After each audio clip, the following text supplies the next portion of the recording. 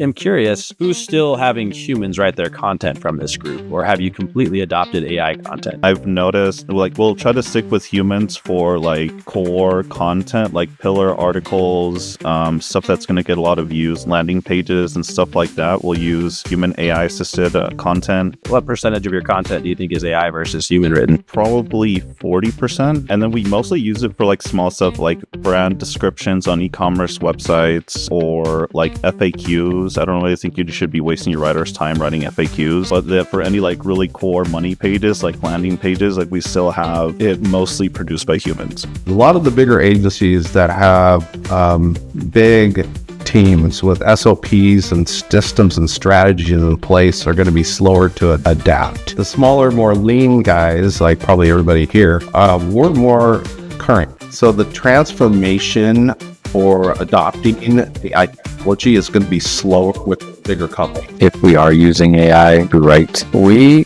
don't see it as a replacement. It's more of like a copilot to do like research, to do maybe to even just kind of check stuff that we would consider client ready. So when we create content, it starts with the human. It gets basically enhanced with AI through these custom GPTs. Hi everyone, my name is Koa Kawe. Welcome to an episode of SEO on Air. Excited to have three guests with us. Today we have Efren Sanchez, who's the leads the team at Growth Logic, a marketing agency focused on high compliance industries like cannabis and health. His team builds e-commerce and SEO strategies for brands, navigating tough, regulated, and limited ad options for a kind of a complicated industry. Ryan Hernandez is with us as well. Ryan runs WGA Global, a full-service agency that blends AI tools with creative strategy. With over 10 years in marketing and design, he helps small businesses grow through automation and smarter content. And we also have Tony. Tony is the CEO of Softwired Web, a longtime web and SEO agency based in Washington. He's passionate about helping local businesses modernize their marketing through AI, outsourcing, and strong CRM optimization. A few things that we were able to discuss as I got to know each of you before this recording session. So thank you all for being here. Excited to chat with all of you. To open up the conversation and get to hear from you guys and not just me, I have a bit of a vague question and just trying to understand how you're feeling about the state of marketing today. So give me your perspective about the state of marketing as it exists in November of 2025. Okay. Well, I would just state that it's in complete flux. It's a huge transformation happening. Every decade or so, I've seen a transformation at this scale. probably around 2010 with SEO being, Google taking control of SEO, HubSpot coming out with inbound marketing, and just almost like on a dime, we have AI with all of that technical transformations happening right now. I think it's pretty well known at this point, but the AI revolution is really like what's changed the state of marketing. Anything from SEO to advertising to writing, automations, all that stuff has been just blown up because of AI and LLMs, and now we move into GEO to go alongside SEO. So I think that from the client standpoint, from our client standpoint, and maybe you guys can agree with this, is that it's becoming a lot more cluttered with all the different tools that are coming out, with all the different applications that are showing up, and our clients even recommending tools that we should be using. It's very much filtering out the noise and getting to the right kind of systems that we want to carry over to get us into a better state of marketing actually come 2026 and beyond. So Yeah, going off of what Ryan said, I think AI, generative AI, it's kind of always been there, but it's just at a point to where it's becoming very usable in things like content creation and writing specifically. Like AI content used to be really bad. Now there's some really good tools out there that you can use. So like from my agency perspective, like we might even like switch over to just having like an editor and they just use like an AI tool to like generate really good content and just edit the content. But yeah, I think it is just kind of like figuring out what actually works right now, and then basically like getting through the noise, using tools that are actually viable. I just started playing around with like some video generation tools for ads, and like some of them can be usable if you use them in the right way. But I think overall, if you're like a good advertiser, or you're a good writer, or even like a good developer, like AI, if you can just use AI properly, it's going to make you like a super, like a god at whatever you're doing. Like you're going to be able to do like 10 times more output, like better quality. So I'm very excited personally, just because of that. I had someone ask me a question that I hated in the moment. I'll bring it up in the podcast and just maybe not ask you directly, but give some feedback on it. They asked me if I was concerned at all for the state of marketing.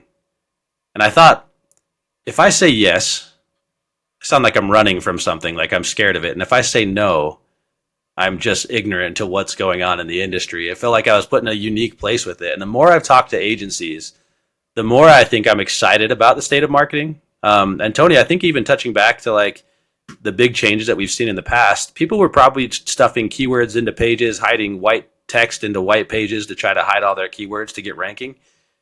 And then Google changed things. And I'm sure some of those agencies didn't know how to adapt to doing it the right way and went away. And I think that today we've kind of positioned ourselves in the same way. AI is taking over. There's a new strategy to how we're going to optimize. There's a new way to fulfill the work that's more efficient and better than some of the agencies. And the agencies that aren't going to adapt to that are just going to be slowly left behind, or in this case, maybe very quickly left behind. Talking about those adjustments too, and trying to figure out how you guys are using it. I am curious, who's still having humans write their content from this group, or have you completely adopted AI content? So I still have humans write our content, just because I spent a lot of time building out really good and detailed SOPs for content. And I've noticed, like, we'll try to stick with humans for like core content, like pillar articles, stuff that's going to get a lot of views, landing pages and stuff like that. We'll use human AI assisted content. But like for any like really money content, we still use humans to write the content. Obviously, they're producing content a little bit faster because we do use AI to kind of like guide them and use like the right entities and stuff on the page, like the right headers according to the topic, the right structure and design of the content and everything, and they'll just kind of fill in the blanks. Or use AI to kind of generate ideas. So they're more efficient, I think, now. You mentioned that you had an editor that was doing it. Like, I thought maybe you mentioned you had a human editor and some AI content. What percentage of your content do you think is AI versus human written? Right now, probably 40%. And then we mostly use it for like small stuff like brand descriptions on e-commerce websites, or like FAQs. I don't really think you should be wasting your writer's time writing FAQs. Just like, or programmatic type pages. Like if we build a directory on a website or something like that, we'll use that to generate like the programmatic content, because it's been pretty good for that. But for any like really core money pages, like landing pages, like we still have it mostly produced by humans. I'm on mute. Ryan and Tony, jump in. Let's hear your thoughts. There's one thing I don't want to forget about. What Koa mentioned is how agencies are adapting. And one of the things that I've learned over the years, because when I started working as a HubSpot partner agency in 2011, it was before HubSpot was known, and nobody really knew about inbound marketing. And I was helping a lot of other agencies with onboarding to their platform and helping them with the inbound marketing strategies that were really effective at that time. And what I learned was that a lot of the bigger agencies that have big teams with SOPs and systems and strategies in place are going to be slower to adapt. The smaller, more lean guys, like probably everybody here, we're more current because, well, let me specify that too, because 3 years ago I made a pivot, and it just happened to coincide with the emergence of AI. And to make a long story short, I don't recommend pivoting, but I ended up rebuilding my whole agency from the ground up, including everybody that worked here. I still have one employee that was with me before that, but and for copywriting and all the stuff that you have to have done for SEO. So the transformation for adopting AI technology is going to be slower with those bigger companies. And that's what I saw when helping other agencies with the HubSpot as it grew. And I see that with using High Level and other tools that we're using for CRM and other marketing platforms. And with the confluence of AI in there, making it sort of stirring things up, there's I'd say a small percentage of agencies that are actually going to be able to be ahead of the curve. Most are going to be behind the curve. Most of them are going to be catching up. And so I'd say when I talk to customers, and that's another question, but that's kind of the flavor of the conversation and what differentiates us from those other agencies. Good helping on that too. I mean, I think that kind of to your main question, Cole, of if we are using AI to write, we don't see it as a replacement yet. I think maybe eventually it will be. But for now, it's more of like a copilot to do like research, to do maybe to even just kind of check stuff that we would consider client ready. So, for example, for our agency, we set up a lot of custom GPTs that just have instructions as to what our conversations have been like with our clients, from the terms that they want to use, their kind of industry jargon that they use, compliance, because we work a lot in finance as well. So compliance is really important. But mostly if they have like a brand guidelines document plus anything that we've ingested from our calls together with our clients, that's how we build out these custom GPTs, and then we use it as like I don't want to call it a fail safe, but like a step before the final look is taken at any piece of content. So when we create content, it starts with the human. It gets basically enhanced with AI through these custom GPTs. So if we missed anything that the client typically likes to include in there, that maybe we're calling somebody a subscriber, but they want to call them clients or vice versa, little things like that are useful to also cut down the time that my writers are spending reviewing. So rather than spending an extra 2 hours reviewing, they'll just have their time spent creating the content and then do a quick check through the custom chats. And then basically from there, they re-edit again and fix it up. And so that's how we're using it now. But I think that pretty soon, like Efren said, there's been a lot of tools that have gotten really good at creating content now. So especially stuff that is like SEO optimized. So I think those will come sooner than later. I want to say maybe even next year we might have the need, or we might have the opportunity, I guess, to reduce the workforce in a way where you don't necessarily need a copywriter and then a junior copywriter and then an intern. Just remove the intern, right? Like he's just reviewing anyway. You can just create a custom GPT, have that be your intern.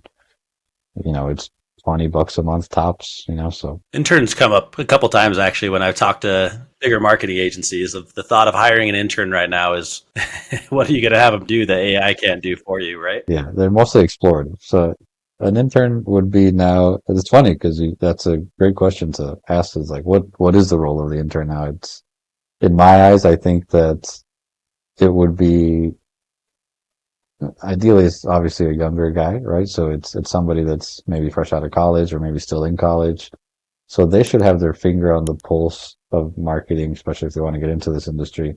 They should have that ability to know what's coming next. Like what are the newest tools that we don't know that we're not using because either they learned it from school or they learned it from Reddit or from Twitter or wherever X. So that kind of I would like that intern role to become that. I don't know if it's there yet, but That's something we commonly see from agencies that are hiring now is that they're looking for someone that knows something you don't know. You're not looking for someone to do a task because the tasks are easier to get fulfilled. You need creative thinkers or strategists that are going to think outside the box, which feels complicated because AI is getting so good at thinking. So I'm going to transition a little bit where we kind of talking about content here. I think that there's a big like effort. I think it's interesting that you say 40% of it's maybe AI written, and then the 60% would be human written. There's a an authenticity that I have another guest that is going to be on the podcast soon. Kind of touched on it because he's in like the food blogging industry, and he said that he's actually optimistic. His revenue's gone up even with AI traffic sending recipes to like straight into AI systems, and I couldn't. I thought it was such a stark contrast from what I've seen on how AI is used versus what I would have expected. So I'm excited to have his perspective there. But I think it ties in for all of us as well. As agencies, authenticity in your writing is still what makes you unique and gets eyes on you. I like, Efren, that you talked about that 40% being AI and how you're using it. And Ryan, even touching on like editing certain words to make sure they match the customer's expectations or the brand they're really pushing for. That's complicated to have an intern do without without screwing up, or any employee. There's a human aspect to that, and that's where AI I think would be absolutely fantastic. How are you guys producing the volume of work that you would like to keep up with like a competitive marketing industry where there's a lot of competitive prices and a lot of agencies that people can choose from? So how are you able to produce the volume you want and still maintain the level of quality that sets you apart from other agencies? Because there's definitely agencies that are producing volume and maybe not the quality. How are you differentiating yourself? When you say volume, are you talking about just like SEO work in general or just content? I think content, I think of blogs. I specifically like they can produce 10 blogs a day if they want to. But whether or not they're quality and they're getting viewed, or there's all kinds of aspects to this, Efren. I could reference that you like Black Hat. Maybe that's part of your strategy, or you've experienced or tested Black Hat to a certain extent. I'm just curious to get from everybody's perspective how they're staying unique. Yeah, as far as like when it comes to content production or even other SEO work. So, well, I'll talk about content specifically. So from the very beginning, I created really deep.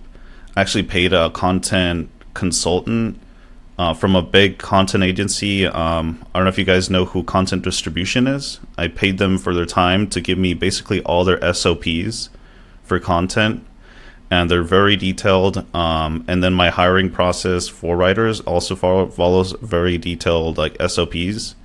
As far as like producing quality at scale, SOPs obviously help very well. Training helps very well too. Having a good knowledge base, we use an app called Guru, where you basically upload all your SOPs. They'll store them in different folders, and you can assign it to different team members.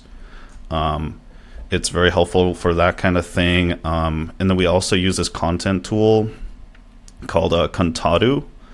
It's really amazing, by the way. You can basically create it whenever you create a custom project. We'll take in what's called like we call it like a project Bible, where it just has like about the client, who their customers are, who they're targeting, what sort of verbiage to use, what things to avoid, what things to say, etc. And then we'll load those instructions along with any other instructions to the Contadu platform, and then from there, it basically helps speeds up like research and writing. It'll give you like an overview of all the competitors. It'll give you all the entities to use on the page of the content for it to rank well in Google. It's kind of like Surfer, except it's not crazy overpriced. So it's a way better tool than Surfer, in my opinion. But that's kind of how we keep quality, keep producing good volume and really good quality at the same time. And at least in my industry, the work that I've seen is comically bad, most of it. So like that gives us an insane edge, just having all these SOPs, having really good writers and systems, and I think that really that's what differentiates us, at least in our industries. It's interesting.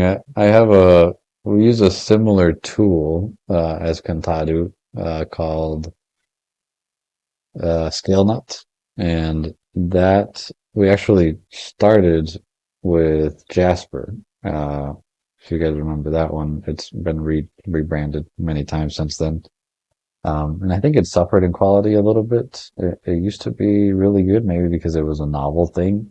But now that there's all these tools, kind of back to my earlier point of like filtering out the noise of all these different tools and getting the right one that works for us is important. And yeah, to the same, speaking of authenticity, tools like Antadu, tools like ScaleNut are very good at signaling us to either signal us or to kind of give us a push start on the content side if we're drawing a blank, especially, or if we're getting into a new industry that we've never worked in before. It's very nice where we used to kind of only rely on Google's tools like the Google Search Console, the Google Trends.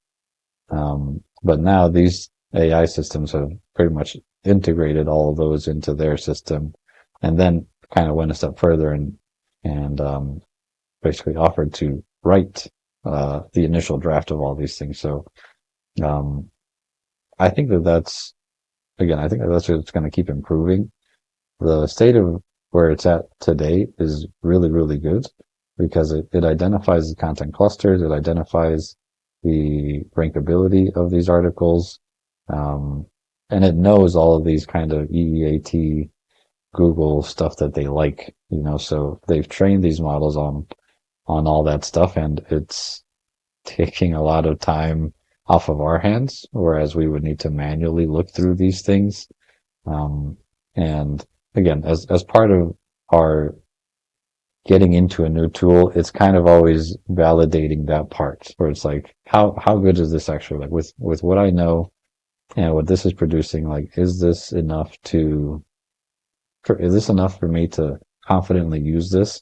Or will I need to train somebody to look out for these little 2-3 things that it always creates that is never there, or that we don't want to have, stuff like that. So I think that the authenticity part, or sorry, the content scaling is there with those tools, but the authenticity comes in when our writers go in and edit this, right? So when we are producing volumes of SEO content with the help of these tools, and again, I hope that maybe next year, maybe in 2 years or less, we'll be able to just have a large collection of content that we can sift through, and then I can just have 1 or 2 people go through that, kind of dwindle down that list to give me the most effective ones to release, and essentially be able to plan out the whole year. Sometimes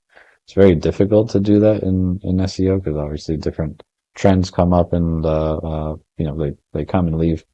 So I think that from a marketer side, content is really no problem anymore. Even if you've never written before, again, you can use these tools and just get a head start. But what's the difference maker is that application of humanity, I guess, right? It's like that application of what the client is telling me that they call their audience, like to apply that into these tools, right?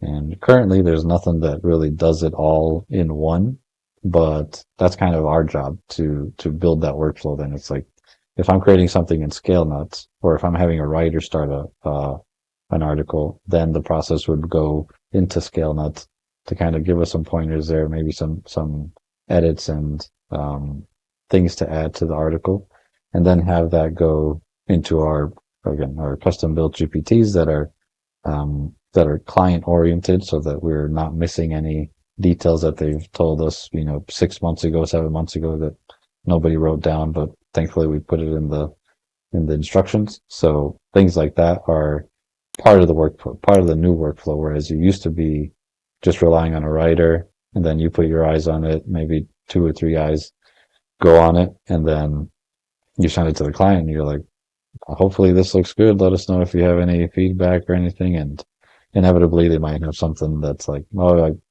I told you this, a year and a half ago, don't put this in there, something like that. So it's really, really helpful in that sense of scale. So, yeah. Yeah, I think my experience is a little bit different because we do a variety of things, I guess. Over the years, we've kind of expanded into other areas. As far as content goes, I've leaned heavily into AI.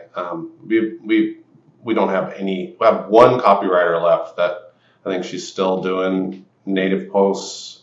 She's writing them, but I told her she needs to start using AI, and I haven't checked with her yet. But the transition for my agency has been, don't mess up the existing plans we have with existing clients until we've gone through all of our testing and then our experiments on the AI generated stuff, which you're using more for newer plans, right? So that because the evolution of AI and having to incorporate the AI SEO and GEO factors into the plans, I started out with our agency adopting it first, testing it out, making sure that we've got our systems in place and we know how to do it effectively, and then we deliver it to the new plans, and then start retroactively applying it to older existing clients, right? So, and just your point, Koa, is that I pushed hard on eliminating human drafts. Like, we haven't done any of those this entire year, and so that's where I've gone with it. And there's lots of tools out there. You can get siloed in tools. I think that my approach is to use a variety of different tools, either native ChatGPT, training your AI agent on knowledge bases and effectively, making sure that it knows how to generate good content, and then having either an agency member or we always have the client involved in the final approval of content. That it can go either way depending on the client, how much they want to be involved, because there can be a complete done for you or a done with you approach. And so it depends on the client for that. Sometimes I think I get distracted by the amount of content that there is. That there's always there's AI content for blogs, offsite, onsite. There's so much there. Your customer obviously sees all this content. Maybe they're in plumbing, maybe they're in cannabis, maybe they're in finance, right? There's all these different avenues. But they're able to use some of these tools to see that they could probably create their own content. We know that most of them are hiring you because they're focused on their business. They don't want to start diving in and create a whole nother avenue for their brain to go down and try to figure out. But then they're also leaning on you guys to be their unique strategy, like thinking outside the box from other agencies. I think being a team in India that Stan Ventures is, I sometimes view us as like a really affordable solution for fulfillment that customers could potentially just go buy fulfillment themselves. But realistically, even if they came to buy fulfillment from us, they need to know where to place it. And I think that's where I find agencies are so valid in today's market, is because customers don't know where to place that fulfillment. And I'm curious, from a kind of backing up to one of the first questions I wanted to ask, how are you guys adapting to a market where customers are more knowledgeable about AI? They're more knowledgeable about even content. They're going to have full access to ChatGPT to draft their own content. I assume they're not creating the most valid GPTs. But how do you feel like you're uniquely communicating to your customers to capture what they do and really build value as your agency, differentiating yourself from a fulfillment team like Stan Ventures? and being more strategic and creative that an agency is really needed for? A bit of a complicated question, but I want to hear a little bit more about how you stand out. I can answer this one too. So the biggest thing is just education. So just like posting different strategies, or like how, like case studies, like here's how we got from here to here, and this is what we did. Like be very detailed about stuff like that. Efren, you've been posting pretty regularly on LinkedIn. Do you feel like you're generating a lot of opportunities because you're showing glimpses into your strategy?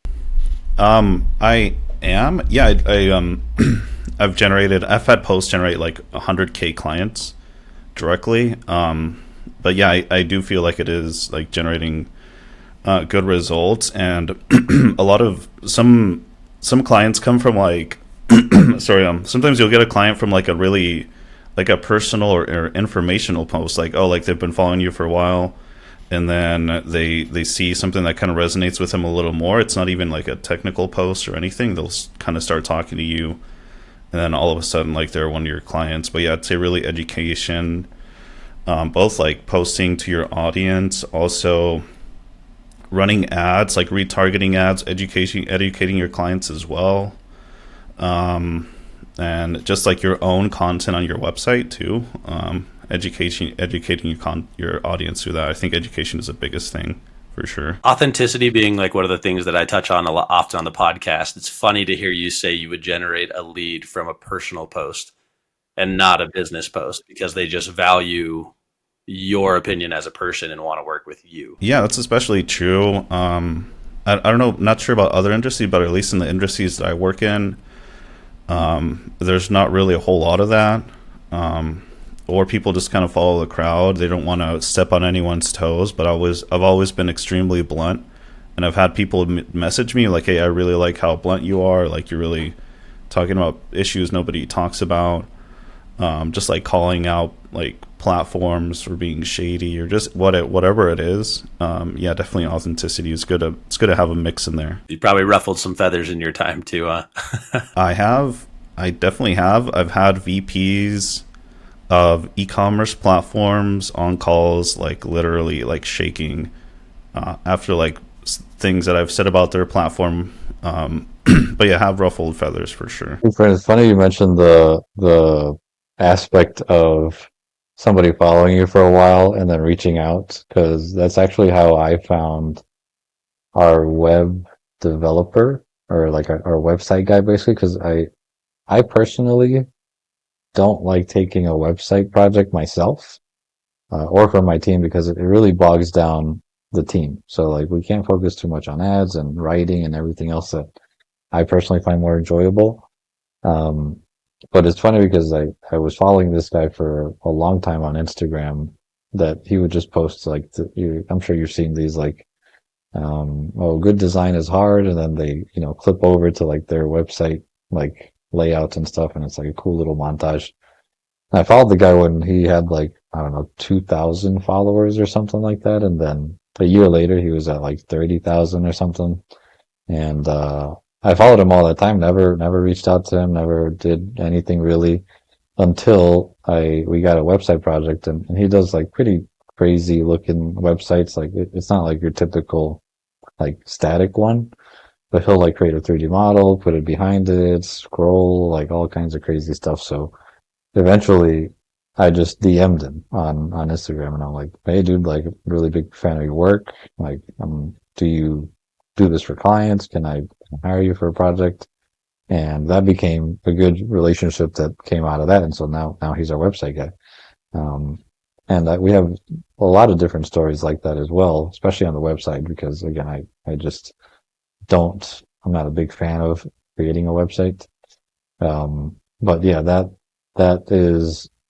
kind of goes to speak to the networking aspect of our industry, right? Because marketing, of course, we can market ourselves as marketers at any time, all the time. But to your point, Koa, like everyone on the client side is kind of looking at us like peas in a pod. They're just like, all right, what's the difference?